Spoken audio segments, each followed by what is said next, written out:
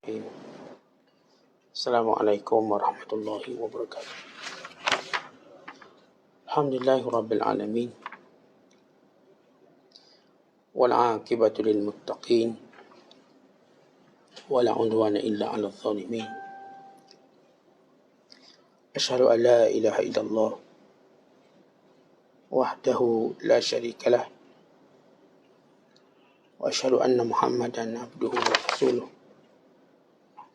Allahumma salli wa sallim wa barik ala sayyidina Muhammad wa ala alihi wa sahbihi wa man sara ala nahjihi wa istanna bi sunnatihi wa ihtada bi hadihi ila yaumiddin, amma ba'du.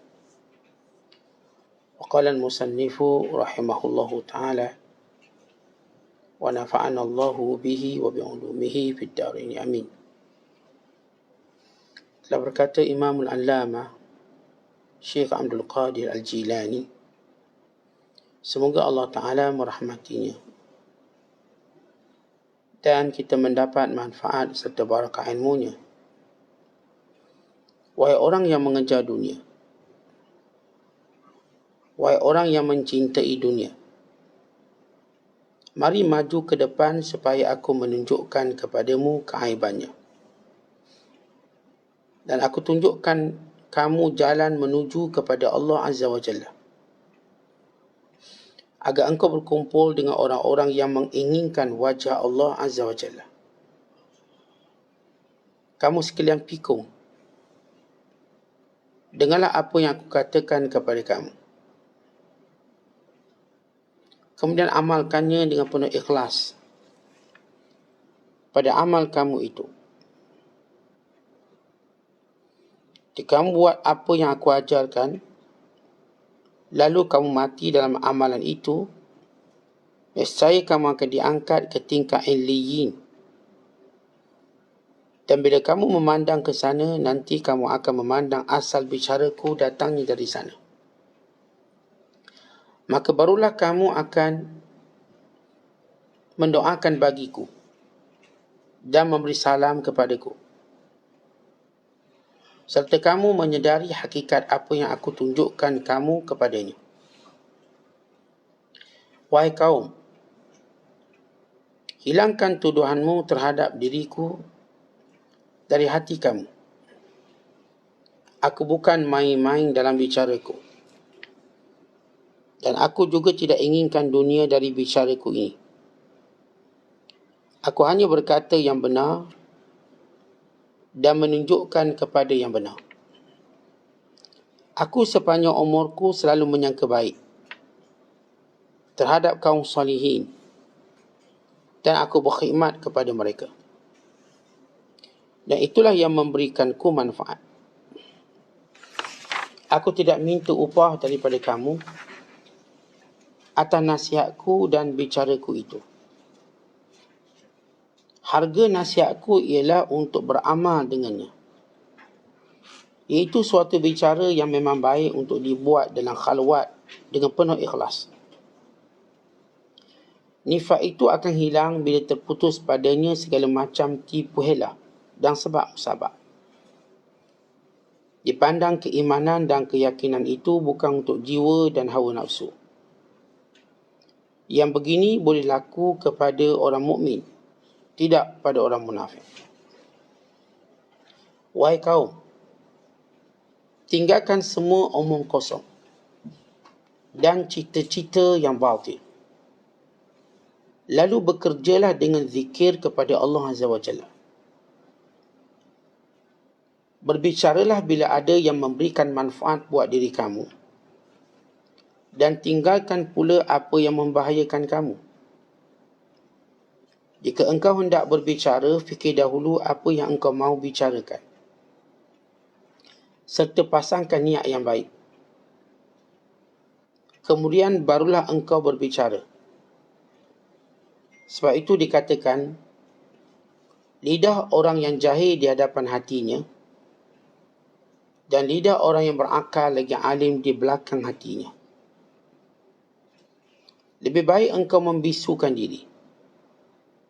Nanti Jika Allah Azza wa Jalla mahu engkau berbicara, ditakdirkan engkau berbicara. Jika dia mahukan bagimu buat sesuatu perkara, saya disediakan untukmu itu. Saya disediakanmu untuk itu. Bila hendak berkawan dengan Tuhan, mesti membisu terus-menerus. Dan bila sudah sempurna bisumu, kelak akan ditakdirkan engkau berbicara pula, insya-Allah. Ataupun jika dia dikehendaki ditetapkan kebisuan itu sampai datang waktu berhubungan dengan akhirat.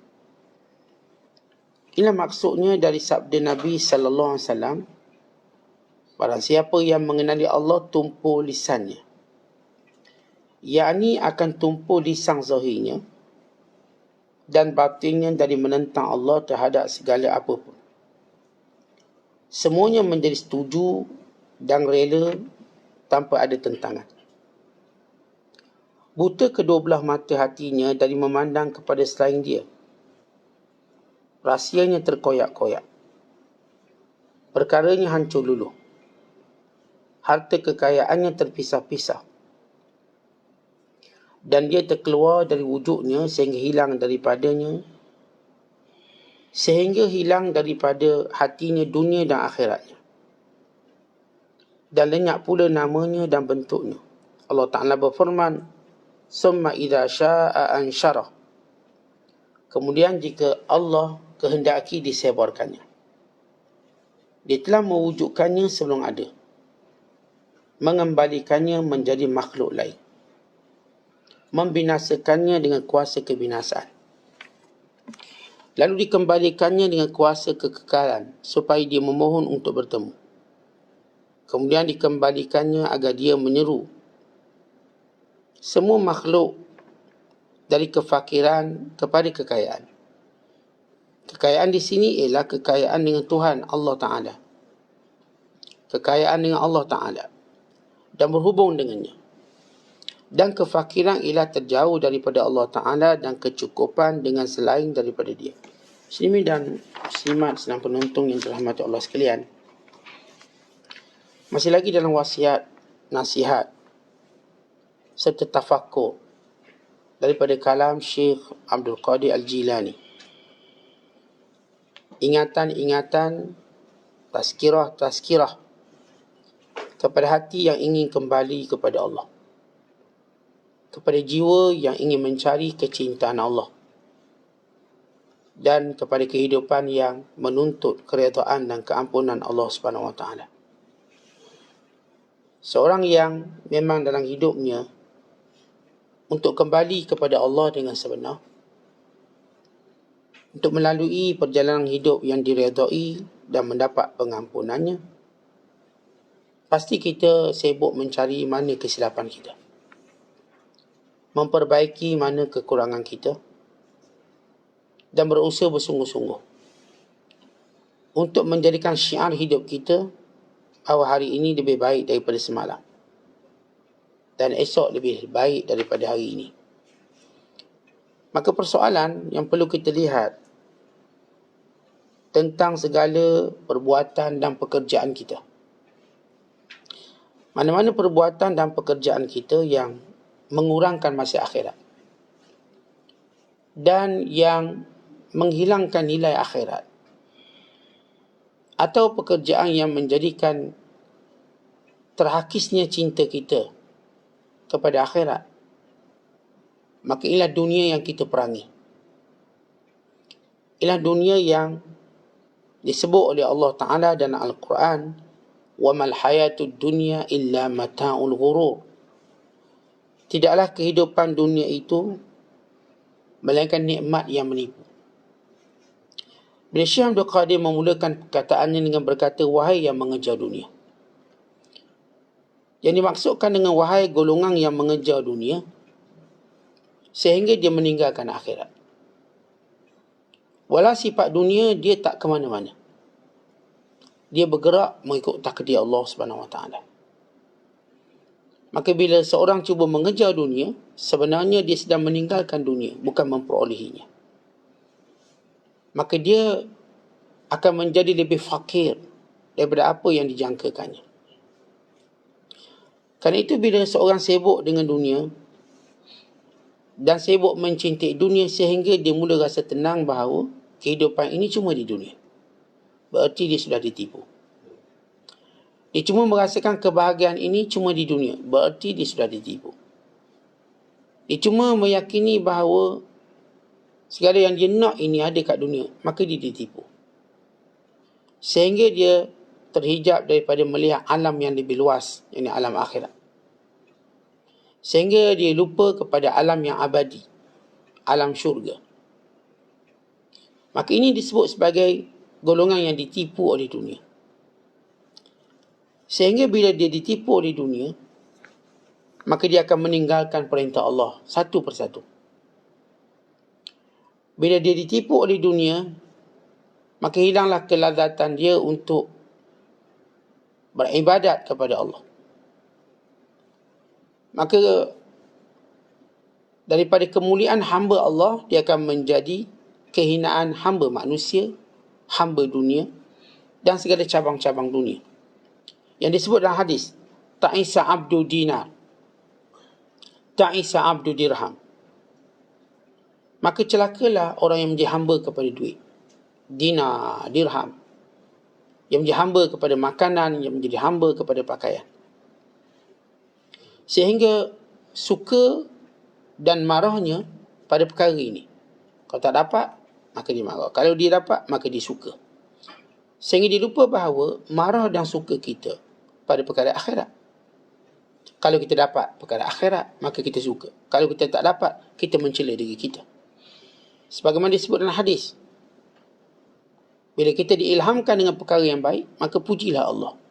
Terdapat satu keuntungan. Tapi kalau kita tidak diilhamkan dengan perkara yang baik, fala yalumanna illa nafsa, maka jangan mencela melainkan dirinya. Dirinya yang salah sehingga tak terilham untuk perkara baik. Apa tak lagi buat baik?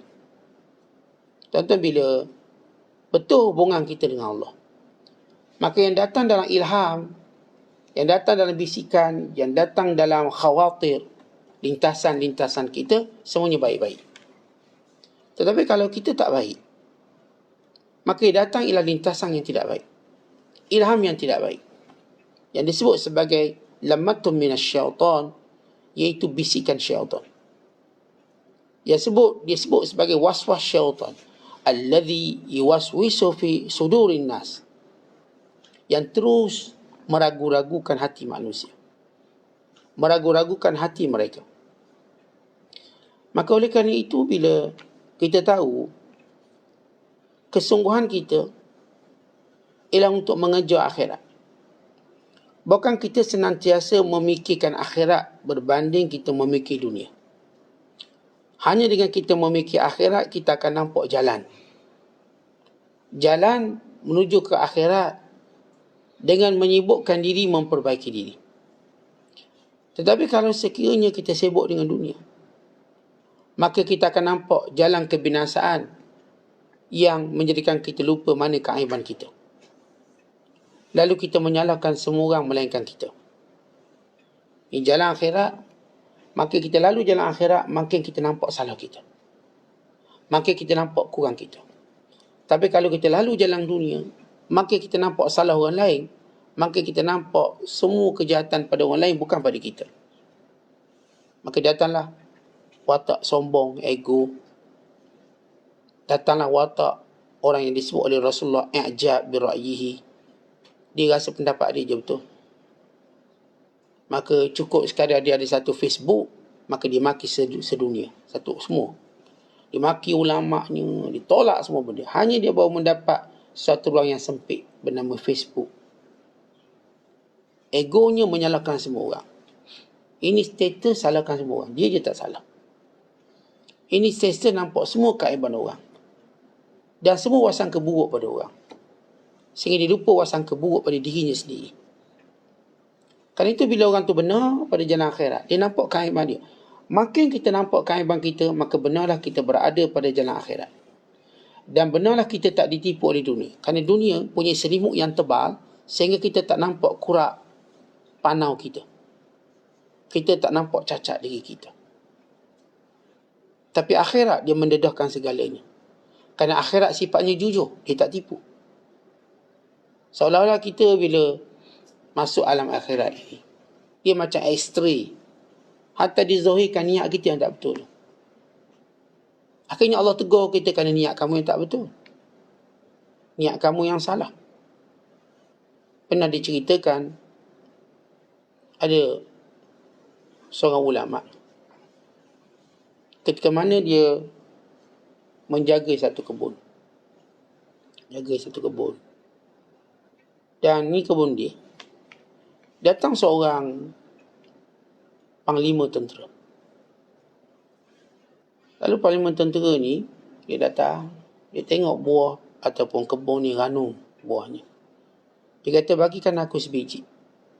Aku nak makan, rasa lapar. Maka diberikan pada dia. Dia rasa manisnya, sedapnya. Maka diminta sebiji lagi. Bila dia dapat sebiji lagi, dia rasa masamnya. Maka dia mula marah. Ni kenapa masam? Maka jawab ulama ini, kali pertama ketika mana kamu mengambilnya, kamu tak ada niat yang tidak baik. Tapi kali kedua kamu nak mengambilnya, kamu ada niat untuk merampasnya daripada aku. Maka kerana itu Allah Ta'ala menjadikannya tidak baik. Di kali kedua dia makan buah tu, dia ada niat, kebun ni bagus ni kalau aku rampas. Dia tentera, ambil je. Zaman dulu, tentera zaman dulu, ada kuasa, ambil. Tapi sewaktu dia merasa yang kedua, dia mula rasa masakan niat yang salah. Maka lihat bagaimana seorang kalau dia benar nak baik, Allah akan dedahkan niatnya untuk ditegur. Tapi seorang yang bila dia ditipu oleh dunia, dia tak nampak mana pun buruk dia. Dalam bicaranya, dia cuma nampak salah orang lain. Sebab itu tuan-tuan, hati-hati kalau kita duduk dengan orang yang berbicara tentang kesalahan orang lain. Dan terus mendampingi orang-orang yang suka bercakap tentang kesalahan dirinya. Saya, selama hidup saya cuai. Selama saya hidup, saya taklah mampu jadi suami yang baik, isteri yang baik. Saya rasa saya bukanlah anak yang baik. Orang ni tuan-tuan duduk dengan dia. Dia jiwa lembut. Orang ni jiwa akhirat. Orang ni tidak ditipu. Tapi kalau kita duduk dengan orang, semua orang salah. Dan sibuk dia menyalahkan semua orang. Yang saya sebut tadi, dia mendapat satu ruang kecil memberi pendapat. Akhirnya bila kita baca, pendapat semua untuk menyalahkan orang lain. Dan menimbulkan kebencian. Kita tahu, orang ni ada tanda-tanda ditipu oleh dunia. Kerana orang bila dia ditipu oleh dunia, dia tak akan nampak aib dia. Tapi orang yang mula nampak akhirat, maka dia akan nampak aibnya di mana. Maka sebab itu tuan-tuan sekalian, yang kejar dunia, yang tamak dengan dunia, maka orang ni tak akan jumpa jalan Tuhan. Sehingga dia membuangnya dan mencari guide atau kita katakan pemimpin dia yang akan pandu dia. Dia akan nampak jalan-jalan menuju Allah Subhanahu Wa Taala. Satu. Yang kedua, dia mula nampak orang-orang yang memang inginkan Allah. Dia akan jumpa orang yang sama macam dia, untuk melengkapkan perjalanan hidup dia. Dia nak Allah dan dia akan bersama dengan orang nak Allah. Tapi bila dia nak dunia, dia akan bersama dengan orang nak dunia. Bila orang tu ditamak dunia, maka apa jadi pada dia? Dia bukan sekadar tersesat daripada alam akhirat. Dia juga sebenarnya tersesat alam dunianya sendiri. Artinya dia juga tak akan dapat apa yang dia nak. Kan itu disebut dalam hadis. Bila Rasulullah sallallahu alaihi wasallam menyatakan, "Man kana hammuhu al-akhirata, jama'a Allahu lahu syamlahu wa ja'ala ghinahu fi qalbihi. Wa atathu ad-dunya raghimatun. Wa man kana hammuhu ad-dunya faraqallahu alaihi amrahu. Wa ja'ala faqrahu baina 'ainayhi. Wa lam ya'tihi min ad-dunya illa ma kataballahu lahu." Dalam hadis yang diriwayatkan oleh Imam Ibn Majah, kata Nabi SAW, siapa yang kesibukannya akhirat, maka Allah Ta'ala akan susun perjalanan hidup dia. Kita nampak hidupnya teratur. Dengan isterinya, dengan anak dia, dengan akhiratnya, dengan dunianya. Teratur hidup dia. Sebab apa orang ni teratur? Waktu salat Jumaat, dia salat Jumaat. Waktu menuntut ilmu, menuntut ilmu. Waktu cari dunia, dia cari dunia. Waktu bersama isteri, dia bersama isteri. Waktu bersama anak, bersama anak. Kita nampak dia punya susunan hidup. Sebab orang ni kata Rasulullah, bila siapa nak akhirat, Allah aturkan hidup dia.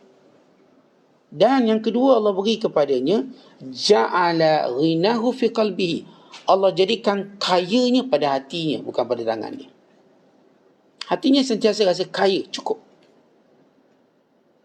Dia tak perlukan apa-apa yang haram.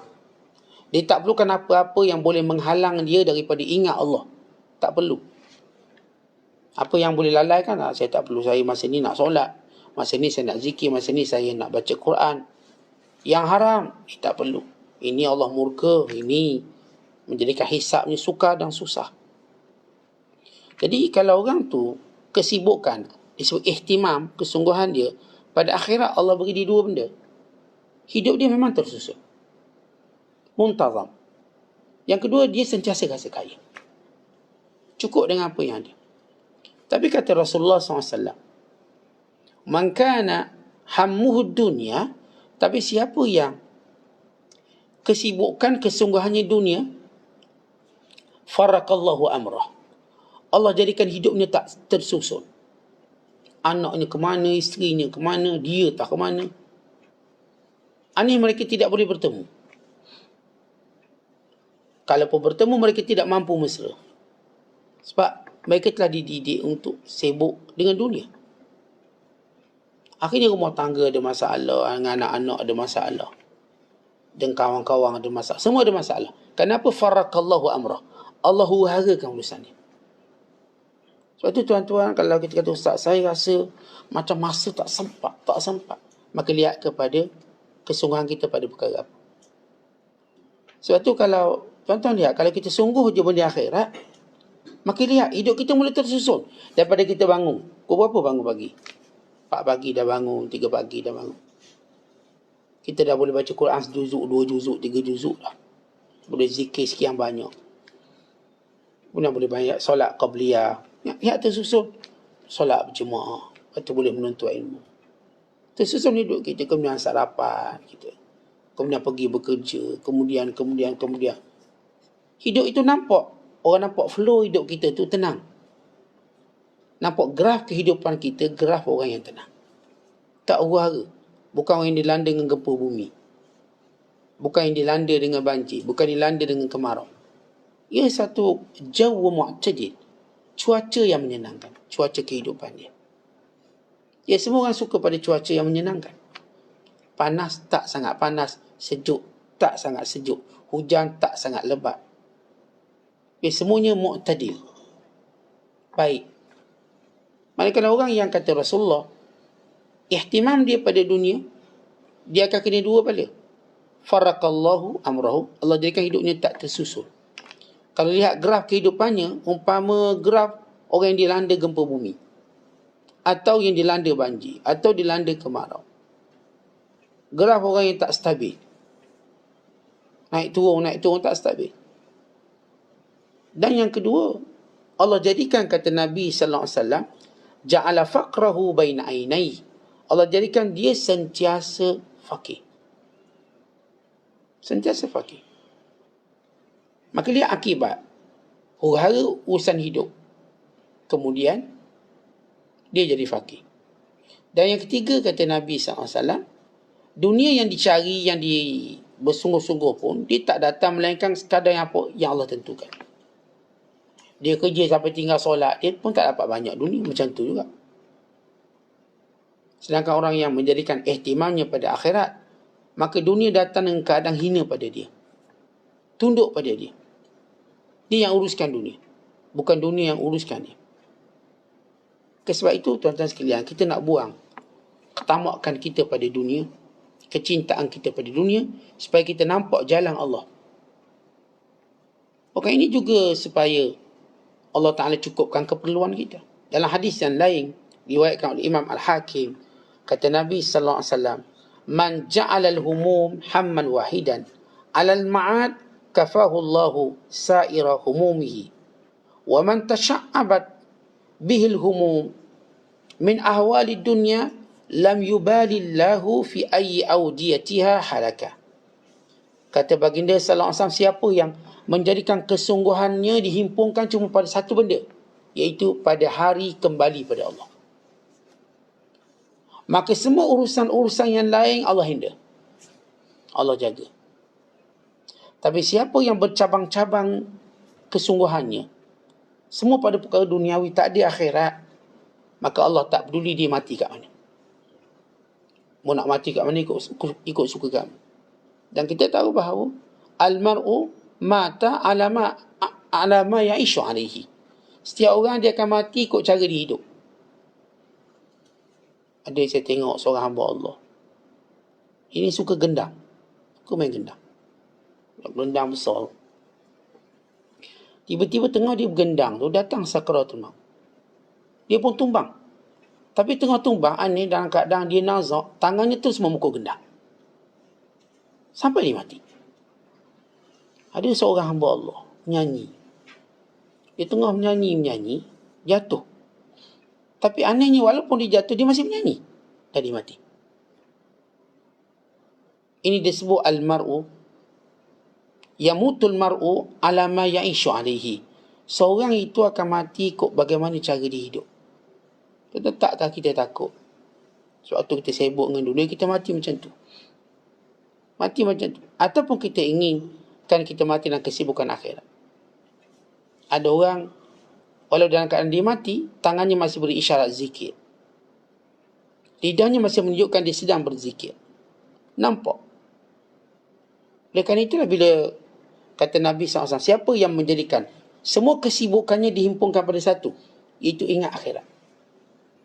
Saya kerja ni, kita pun ingat akhirat. Tujuannya nak dapat pahala banyak. Kita pun menjauhi yang haram, jangan sampai ditanya akhirat kelak. Saya jaga isteri, jaga anak-anak pun supaya saya nanti di akhirat kelak dapat menjawabnya dengan baik. Tanggungjawab saya. Dia fikir akhirat saja. Maka kata Nabi SAW, semua urusannya Allah jaga. Kafahullah. Tapi siapa yang akhirat je tak fikir, yang lain semua dia fikir. Dia fikir masa depan anak dia. Dia fikir nanti kalau dia mati macam mana bini dia ni. Macam mana bisnes dia. Semua hal duniawi. Tak ada satu pun hak akhirat dia fikir. Maka kata Rasulullah SAW, Allah tak peduli dia mati macam mana. Dengan makna Allah tak merahmati dia ketika mati. Dan sebab tu kita bimbang bila kesibukan kita pada dunia. Dan kita dah sebut pada awal mukadimah kita. Apa maksud sibuk dengan dunia? Sebab manusia ni tuan-tuan ada dalam 3 keadaan dalam mencari dunia ni. Yang pertama, ada orang yang di dunia ini dia sibuk dirinya dengan ibadat dan ilmu. Ibadat dan ilmu. Kalau dia tahu benda ni yang akan bawa kekal bersama ni. Satu. Golongan yang kedua ialah yang cari dunia je. Bersungguh-sungguh cari dunia. Ilmu tak ada. Dan ibadat pun tak ada. Dan golongan ketiga, yang bersungguh cari dunia yang haram. Dia bukan sekadar ala-ala, haram pun belasah sekali. Maka ini 3 golongan manusia.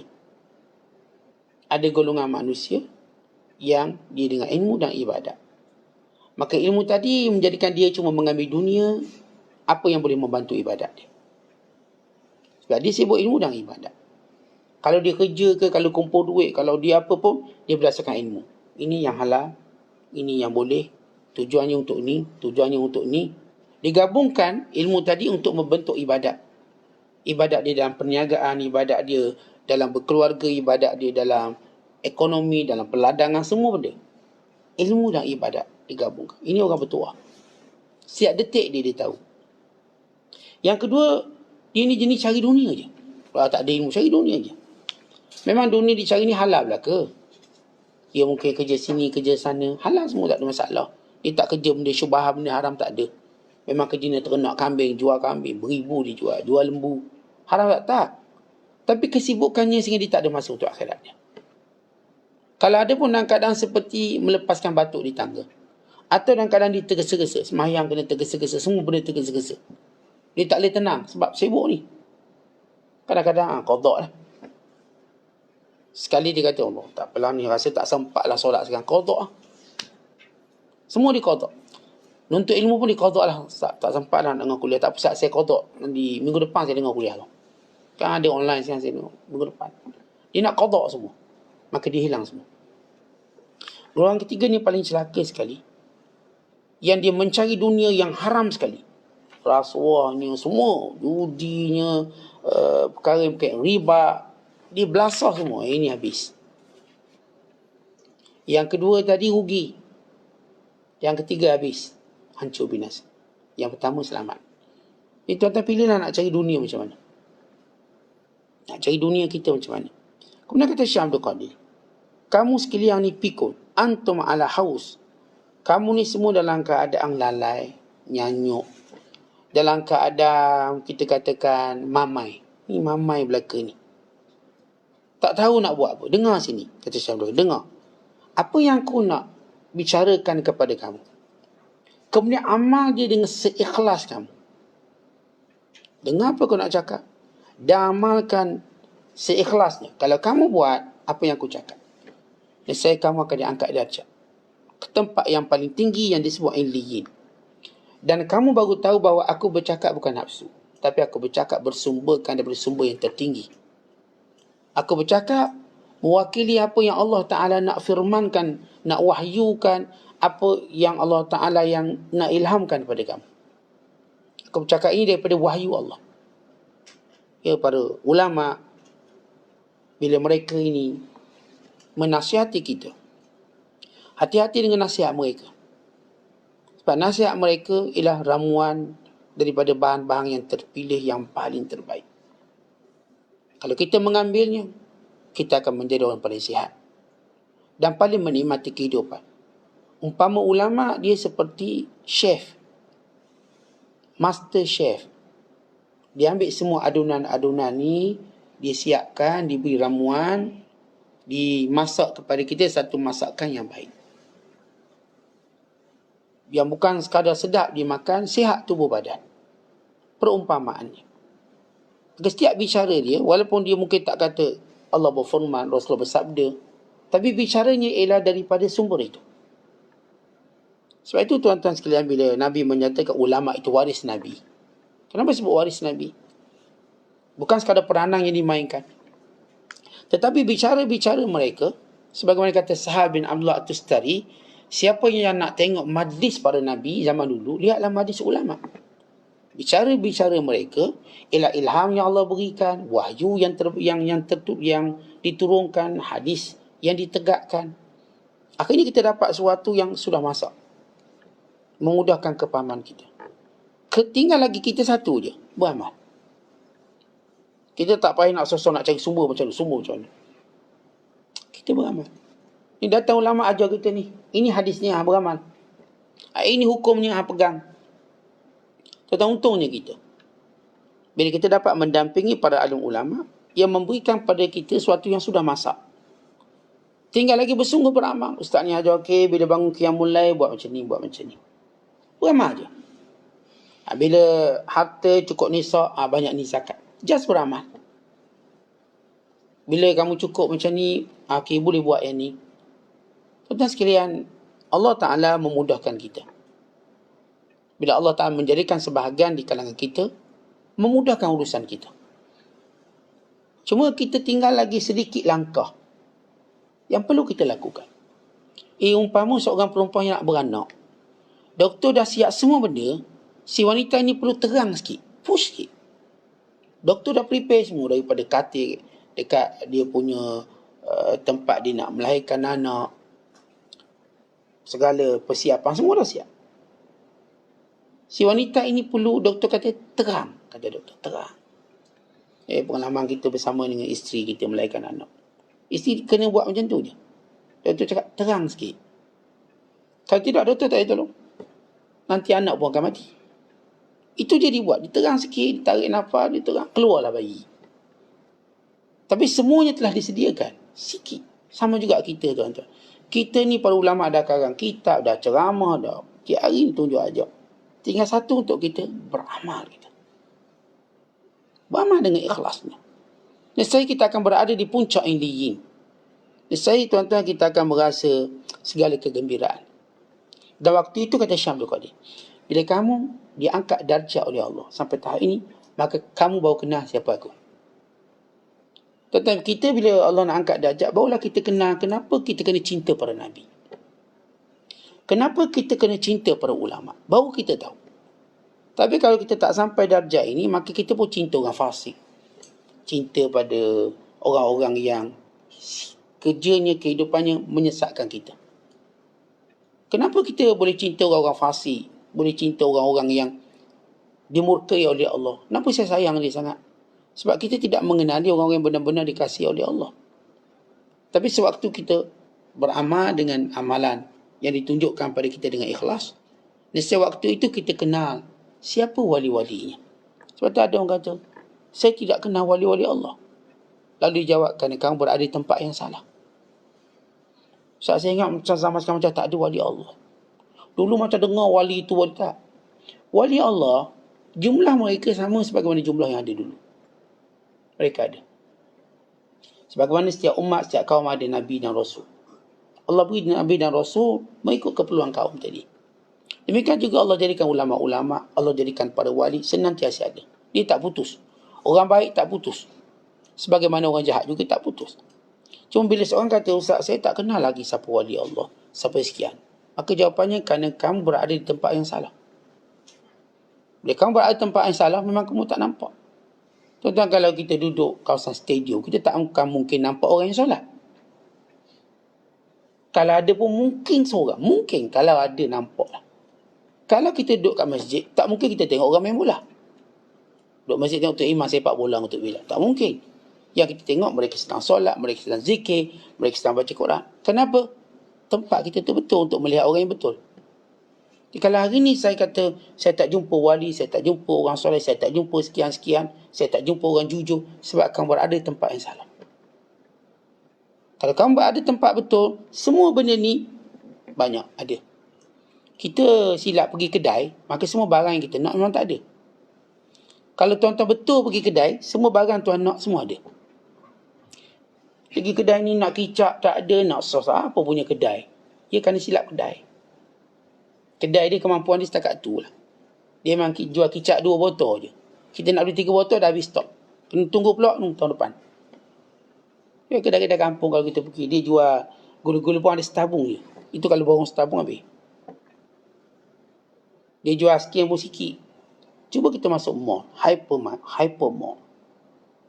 Ini hyper. Kita pergi situ, semua ada. Ya aneh, ya semua ada. Dalam tu semua ada. Jodoh kita pun dalam tu. Jodoh pun ada. Ramai mana orang jumpa jodoh dalam mall? Jodoh dia. Sebab dalam tu ada belaka. Itu perumpamaan saya katakan. Bila kita tak jumpa orang baik, orang soleh, kita kena tengok tempat kita kat mana tu. Bila kita duduk tempat yang betul, kita akan melihat wali-walinya. Kita akan melihat orang soleh. Kita melihat orang yang kita tahu kenapa kita kena hormat dia. Yang tua dalam ibadat pada Allah. Yang bersungguh, yang sibuk dan beribadat pada Allah. Sebab itu tengok di mana tempat kita berada. Kemudian kata Syekh lagi, untuk kamu mendapat kebaikan kemuliaan, maka kamu tidak boleh wasangka buruk pada guru kamu. Sebab itu kata Syekh Abdul Qadir, hilangkan tuduhan terhadap diriku dari hati kamu. Maksudnya, tuan-tuan, penyakit kita bila nak jadi baik, bila kita wasangka buruk pada orang baik dan wasangka baik pada orang buruk. Itu bila Tok Guru Quran, dia ajar Quran, dia minta RM10, kita kata ikhlas. Kita belajar pula matematik, dia minta yuan RM30. Bagus ni, sebab dia mengajar bagus. Kita tak agree pun RM30, RM40. Tapi bila orang tu ajar Quran, minta lah RM10, RM20. Sesuai dengan komitmen waktu dibagi. Kita tak ikhlas. Ini semua penunggang agama belaka. Tuan-tuan dengar cepat. Itu wasangka buruk. Tanpa kita melihat zuruf atau keadaannya, keperluan dia, kita tak nampak. Kita pun tak cukupkan keperluan dia untuk jadikan anak-anak kita pandai. Akhirnya, orang macam kita ni, yang berwasangka buruk kepada sumber baik, benda yang patut kebaikan kita dapat, akhirnya kita diharamkan dapat kebaikan. Kita sering kali melihat kalau orang-orang fasik, dia buat baik sekali, kita kata dia ikhlas tu, baik. Lalu kita pun puji. Mana kalau orang baik tiap-tiap hari buat baik, kita pun tak fikir nak puji dia. Tapi kalau orang jahat ni, sekali je dia buat baik, pujinya melangit. Terus dikatakan ini bidadari syurga, ahli syurga. Cepat no. Dengan berani dia berkata demikian. Hanya satu kebaikan yang dia nampak. Tapi orang-orang yang telah melakukan kebaikan sepanjang hidupnya, dia cuma nampak keburukan. Tentang macam ginilah umpamanya, mak ayah kita beri makan kita setiap hari, tapi kita jarang nampak dia baik. Kawan kita baru belanja sekali, baik dia tu, dia belanja aku. Bila? Tahun lepas dia belanja aku. Sekali dia belanja, dia puji melangit. Mak ayah dia beri makan setiap hari. Setiap hari mak dia masak, dia makan sampai dia besar. Tapi dia jarang untuk berterima kasih pada mak dia. Tapi dia jumpa kawan dia, sekali belanja dia, sekali bayar. Dia punya kata ni bagus. Kita lihat bagaimana kecacatan kita dalam menilai seseorang. Rasulullah SAW ajar kita lain. Tentang kita tengok orang baik, kalau dia buat salah, kita tutup salah dia. Sebab apa? Kebaikannya lebih banyak. Sehingga Nabi kata apa? Aqilu zawil hayat atharatihim. Kata Rasulullah, aqilu, artinya lupakan kekurangan orang-orang baik.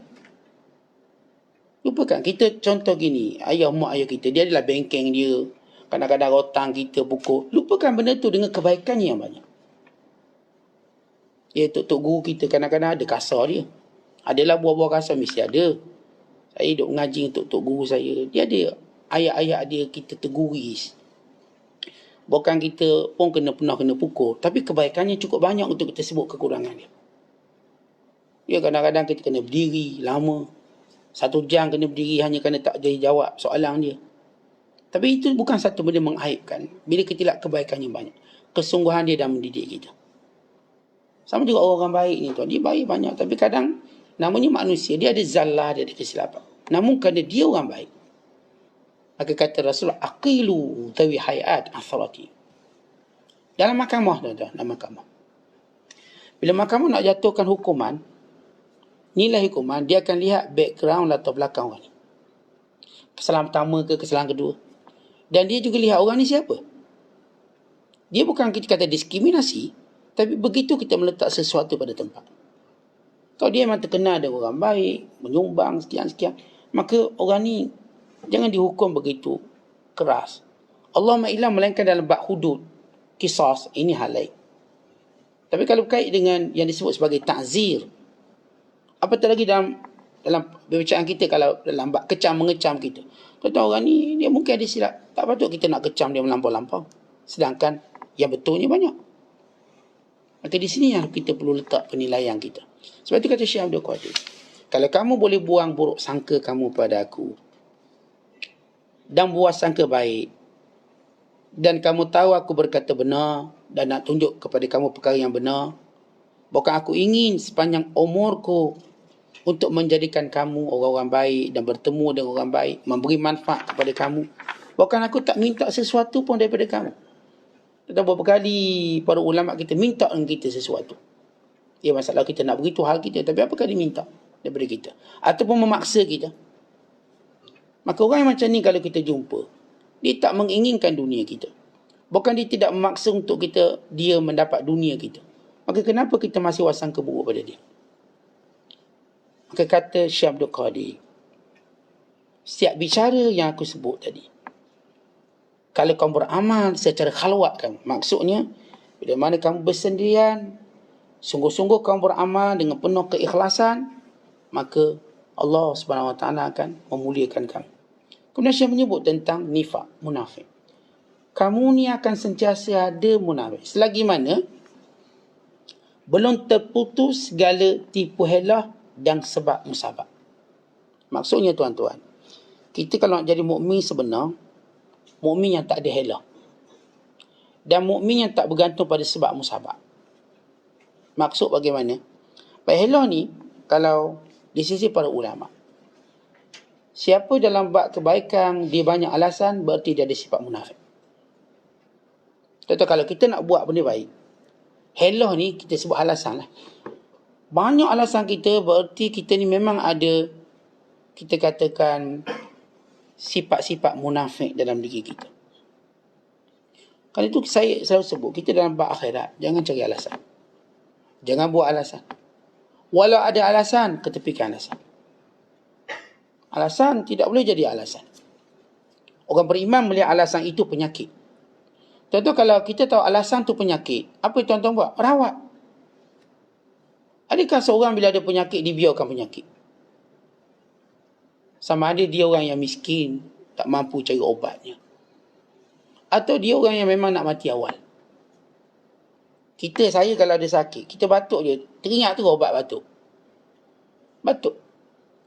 Batuk je kita pun macam dengar semua nasihat orang. Ustaz batuk ni ambil madu sikit, Ustaz minum campur limau sikit, campur kicap sikit. Makan.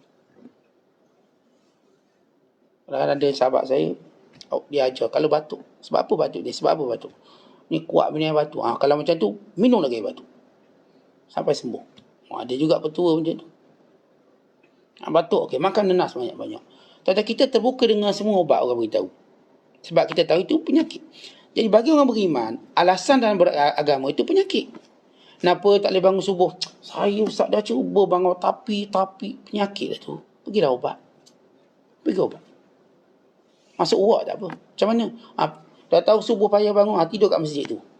Tidur tempat imam tu. Senang. Orang akan gerak. Semua orang gerak. Artinya dengan kata lain, kalau seorang berpenyakit, dia mesti mahu dirawat. Dan dia mesti sanggup keluarkan berapa pun kos untuk rawat. Tapi ramai orang kita, dalam beralasankan hal akhirat, dibiarkan penyakit ini berterusan sehingga menjadi barah. Sehingga jadi penyakit yang tak boleh sembuh. Terus alasan sampai mati. Yang kedua, sifat munafik yang perlu kita atasi ialah bergantung pada sebab musabab. Tetapi kita fikir, kalau kaya dah Ustaz, saya akan sedekah. Kalau miskin, tak ada sedekah. Ini bergantung pada sebab. Tentang Allah jadikan semua kebaikan tidak perlu pada sebab. Kita tak perlu untuk jadi pemurah hanya menunggu waktu kaya. Kita tak perlu menunggu dalam keadaan tertentu. Saat saya tunggu dulu jadi ulama, saya mula mengajar. Tak. Kalau kamu tahu satu ayat pun kamu kena ngajar orang. Beritahu orang. Beritahu anak, beritahu isteri. Kita tak menafikan sebab. Tapi kita tak bergantung pada sebab. Bila sebab ni hilang, kita nak ke masjid. Kenderaan tak ada. Allah, tak ada kereta, tak ada motor. Motor tu tak pergi. Itu bergantung pada sebab. Itu bergantung pada sebab. Cuba keluar. Takut-takut nanti jalan kaki jalan. Ataupun buat apa pun, asalkan kita boleh tunjukkan kesungguhan kita. Dan saya, Allah datangkan sebab lain. Dulu zaman saya mengaji, bila kita nak pergi belajar, kita belajar mana ada kenderaan. Tak ada kenderaan. Kita pun duduk tepi jalan, pakai kopi yang pegang kita, duduk tepi, duduk. Tiba ada orang berhenti. Gimana ni? Nak pergi belajar. Naik. Itu yang kami lakukan. Waktu kami sekolah. Kita tak ada kenderaan. Duit pun lagi tak ada lah. Tapi bila kita ada niat. Duduk je tepi jalan, dah ada berhenti. Sampai tempat kita nak pergi. Yang anehnya yang berhenti itu ialah orang nak belajar di tempat yang sama kita nak belajar. Akhirnya bila sahabat-sahabat saya nak belajar dengan guru kami, arwah Tuan Guru Haji Abdul Rahman Pombeng, seorang ulama Patani. Dia mengajar kat tempat di Kuala Ibai masa tu. Saya masih ingat. Kami nak belajar, senang je kami pergi tepi jalan. Dan kita pun tak tahu kereta mana nak pergi, tapi insya-Allah ada yang berhenti, ajar sampai belajar. Bukan dia kata, lain kali tunggu sini tiap-tiap hari. Suruh tunggu tiap-tiap hari. Lihat, kita tak bergantung pada sebab. Maka Allah mendatangkan jalan. Ini sebagai contoh dalam kehidupan. Sebab itu tuan dalam bab agama, jangan tunggu sebab. Ustaz tu ada, saya belajar lah. Ustaz tu ada, saya tak belajar. Jangan, itu sebab. Cari yang lain sehingga kita dapat belajar juga. Kita dapat belajar juga. Jangan bergantung pada sebab. Bergantung pada sesuatu perkara. Kalau tak ada benda tu, tak adalah kita. Orang beriman, tuan-tuan, pergantungan dia pada Allah. Maka Allah yang mendatangkan sebab yang sesuai untuk dia buat. Kita bukan bergantung pada sebab. Sehingga bila sebab itu tidak ada, maka kita pun tak boleh buat. Kita pun terus tak boleh buat. Kita tu tak nak buat. Itu jadi alasan yang kuat. Dan sebenarnya dalam agama tidak ada pun alasan yang kuat. Saya sakit ni. Abdullah Ibn Ummi Maktum radhiyallahu ta'ala anhu, dia datang jumpa Rasulullah. Ya Rasulullah, apakah saya ada keuzuran untuk tidak ke masjid? Kerana saya buta. Nabi tengok dia. Ya, boleh. Dia pun berpaling pergi. Nabi kita tunggu sekejap. Ala rislik, apakah kamu dengar azan? Kata Abdullah Ibn Ummi Maktum, ya. Kalau begitu kamu kena datang. Akhirnya apa yang dibuat oleh Abdullah Ibn Maktum, dia ikat tali daripada rumahnya ke masjid. Dia pegang tali itu. Bukan dalam fatwa para ulama, seorang buta boleh dikeluarkan baitul mal untuk diupah orang yang akan bawa dia ke masjid. Zaman Umar bin Abdul Aziz, mana-mana orang yang cacat, buta, macam-macam penyakit, maka Umar bin Abdul Aziz mengarahkan ada orang yang akan menguruskannya sehingga bawa ke masjid. Tanya orang ni buta ataupun sakit ke, kaki tempang dan sebagainya, diupah seorang, dibayar gaji bulan ni, gaji sebulan dia 500, kerjanya bawa orang ni ke masjid. Bawa. Itu digunakan oleh Umar bin Abdul Aziz. Tuan-tuan lihat, Umar bin Abdul Aziz nak ajar. Tak ada satu pun alasan yang kuat dalam beragama. Tak ada. Kalau seorang tu kata, Ustaz, saya mata tak nampak tu tak boleh baca Quran. Dengar Quran. Tak boleh baca, boleh masak, sakit mata. Dengar Quran, dengar. Telinga pun sakit, Ustaz. Dengar Quran. Telinga pun sakit, mata pun tak nampak. Macam mana lagi? Duduk dengan orang baca Quran. Duduk je. Duduk je. Ya, ada orang yang Masya Allah, telinga ni tak dengar, mata tak nampak, tapi dia duduk tempat orang yang kita katakan melakukan perkara taat pada Allah. Maka dia tak akan, sebagaimana kata Nabi SAW, mereka ialah orang yang tidak akan celakakan duduk dengan orang ni. Tak, kita tak celaka. Tak boleh buat apa-apa, duduk dengan dia. So, saya belajar tak faham. Kalau faham pun macam separuh-separuh. Habis macam mana, apakah kita nak jauh daripada majlis ilmu? Jangan, terus duduk. Kata saya pernah duduk dalam majlis ilmu, tuan guru ni bercakap bahasa Urdu, sepatah orang saya tak faham. Saya mula faham bila dia baca Quran dan dia baca hadis, maka saya faham. Tapi oleh kerana kita tahu kelebihan majlis ilmu, daripada kita biar, duduk je. Duduk depan Kaabah. Berhampiran kawasan Kaabah ada majlis ilmu waktu itu. Zaman saya muda dulu. Macam. Saya heran kenapa orang ni boleh mengajar di dataran Kaabah. Luar biasa. Jadi saya ambil kesempatan duduk. Seorang ulama daripada Pakistan. Dan dia mengajar. Dengan bahasa Urdu dia. Kita duduk. Kita cuma faham bila dia membaca Quran dan baca hadis. Sebab dalam Islam saya katakan kita tak ada alasan apa pun. Dan tak ada alasan kuat untuk kita kata, untuk kita tak nak buat sesuatu. Atau ada sahabat yang tempang. Lalu dia nak pergi perang, anaknya menghalang. Lalu kata Rasul, jangan menghalang dia masuk syurga.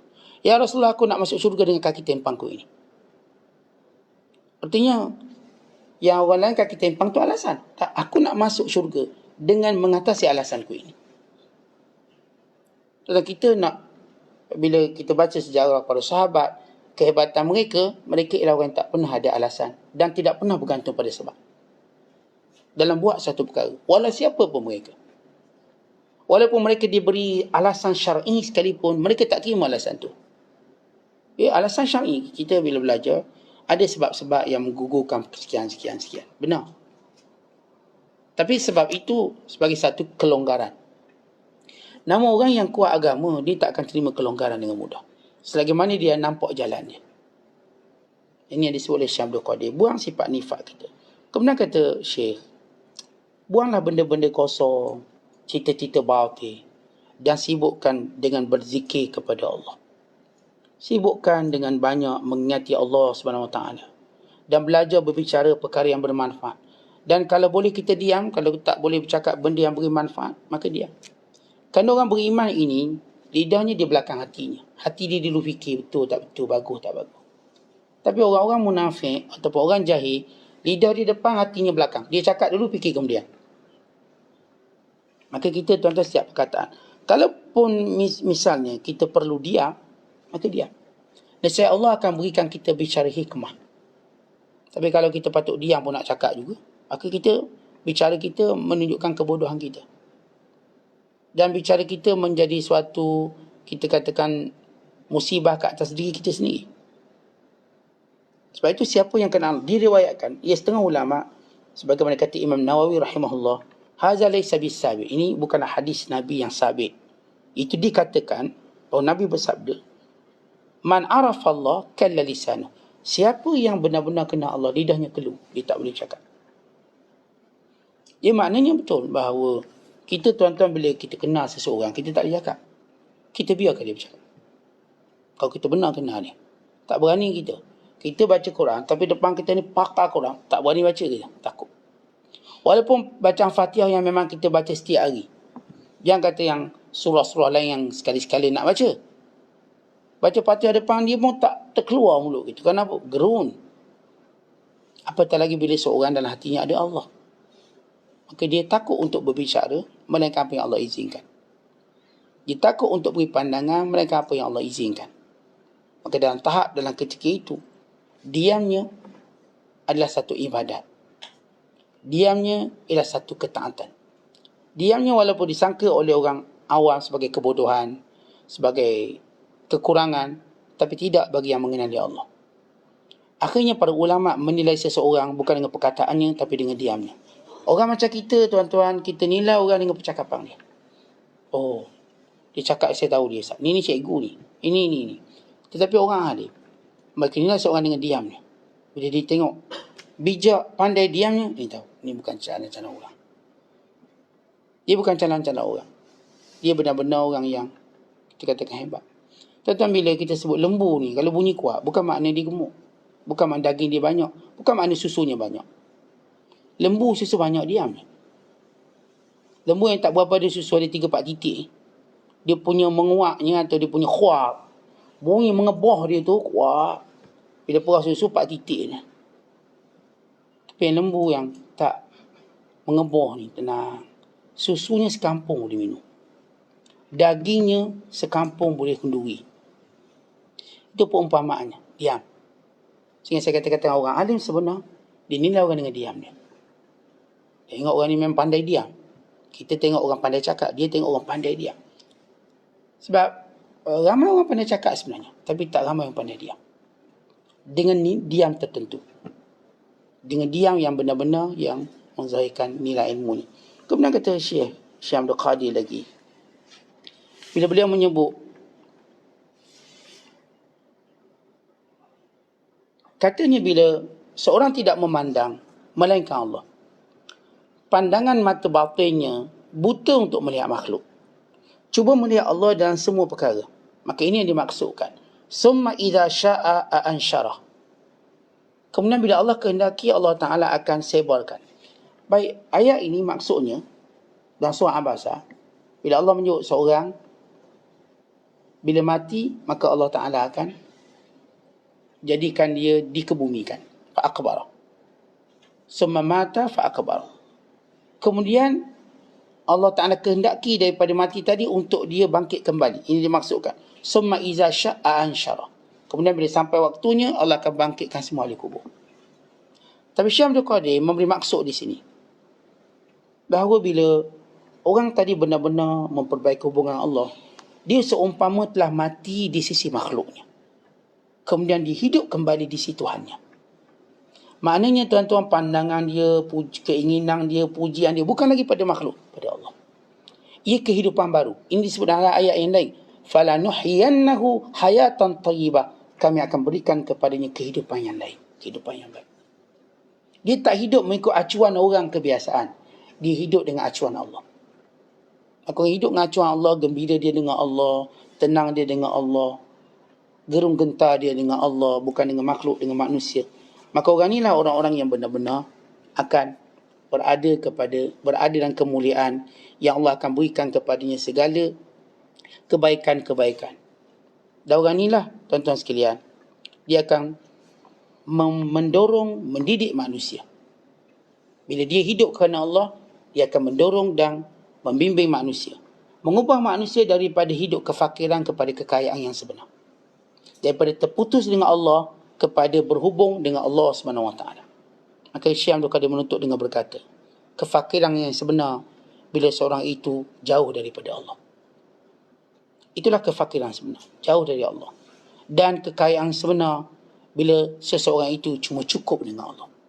Itulah kaya. Atau bukanlah fakir tadi kita tak ada duit. Bila kita tak ada duit, ramai boleh hantar. Ramai orang hantar bantuan. Tapi kita ingat fakir kita bila kita jauh dari Allah. Maka tidak ada yang mampu mendekatkan kita pada Allah. Melainkan orang-orang yang memang Allah muliakan dia untuk memimpin kita. Kalau tidak, maka kita akan terus terputus daripada hubungan dengan Allah. Wallahu a'lam bishawab. Assalamualaikum warahmatullahi wabarakatuh.